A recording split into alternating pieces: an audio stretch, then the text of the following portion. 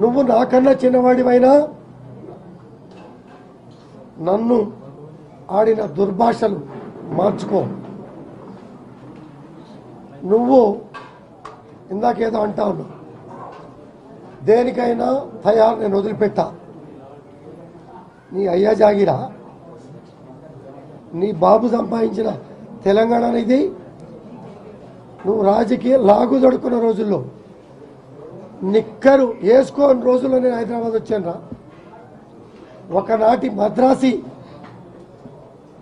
రాష్ట్రం విడిపోయింది, ఆంధ్రప్రదేశ్ రాష్ట్రం విడిపోయింది, తెలంగాణ బంగారు తెలంగాణ సాధనలో నీ మంచి పని, నీ కృషి అవసరం. కానీ ఇటువంటి దుర్మార్గమైన మాటలు, ప్రాంతీయ విభేదాలు, మద్రాసి విడిపోయినప్పుడు ప్రాంతీయ విభేదాలు రాలే.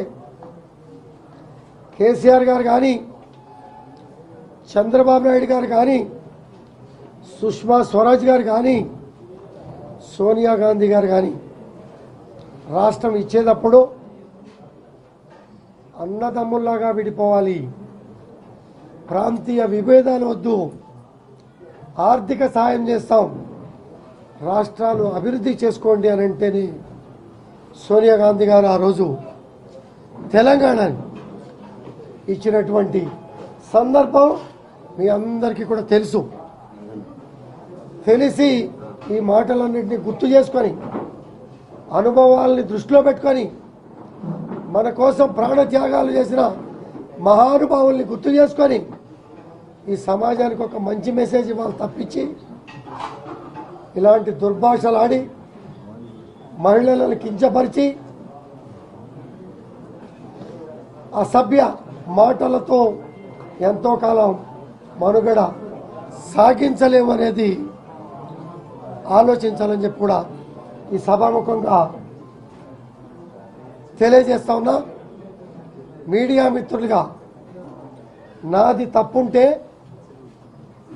నాకు చెప్పండి, అతనిది తప్పుంటే అతనికి చెప్పండి.